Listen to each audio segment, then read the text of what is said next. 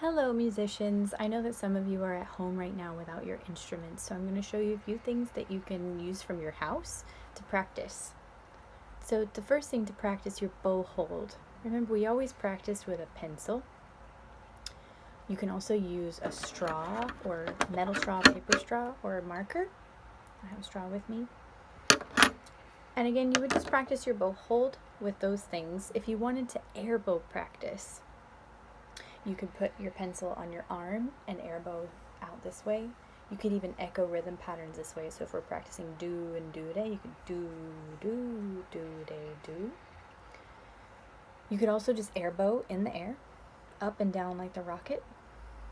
If you want something that's long, like a practice bow, instead of just the pencil or the straw, I suggest two things. I suggest that you either use paper towel rolls or even toilet paper rolls. You can get several of them and you could tape them together and make them long. And if they're long, you can practice them on your shoulder. Or you can go around searching in your home for something that's thin and long. So I found a thin curtain rod that wasn't being used. I didn't take any curtains down. It just happened to be in the corner, so I decided I'm going to practice my rhythms and use the whole practice bow so I can use it for my bow hold and rhythms. If you want to practice your left hand, placing your fingers down, remember you can always start with the lobster claw and tapping your fingers, making sure that you make a perfect circle. Your finger's going to have a box and you're using the tippy toe part, not a pancake finger. You do not want it to collapse. So you're going to practice each of your fingers. You can sing along with it. Check out the video and do this with me, everybody together. Two things you can use to practice your fingerings. You can actually just use your arm. You don't have to have anything on it. You can use your arm. If you play violin or viola, you're going to put it in guitar position and put your fingers down and your thumb on the back, just like you would the fingerboard. If you play cello or bass, I suggest putting it straight up in front of you. That way you can practice going down just where your cello would go.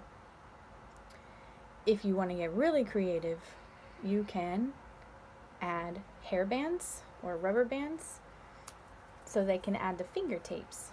So I'm going to add a fourth finger tape and a first finger tape. And I'm going to practice my finger patterns.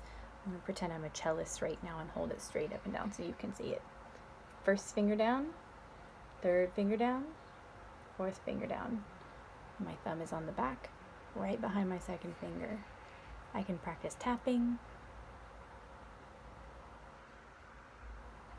I can practice singing. I'm going to just do do, re, mi, which is 0, 1, 3 for cellos.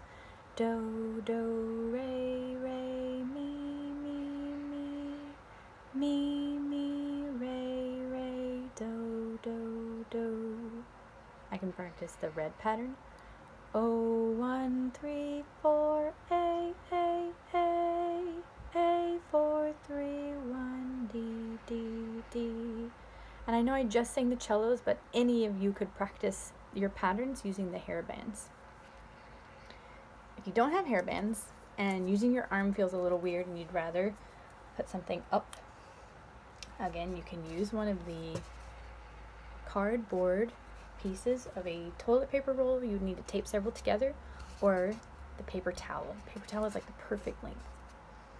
You can either use hair bands on this, and I think even better is to mark where your finger tapes would go. So I would make the finger pattern, make sure I'm comfortable. I'm going to put a dot where my first finger is and where my fourth finger is, and I'm going to go draw a line all the way so that I can see it. Now, I'm not going to draw a line for my second finger because remember, we leave that one blank. Right now, you're just going to have 1, 3, and 4. And now you have finger tapes. If you play violin or viola, you can put it up. You can also put it inside a cereal box and tape it and use the box as your instrument so it's in the right place and you have a waterfall.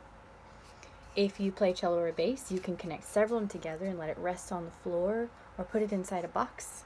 Or you can sit crisscross and put it on your knee so it's not too far.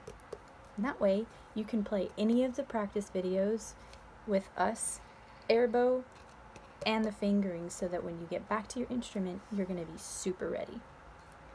Always message me if you have any questions, and good luck. Bye.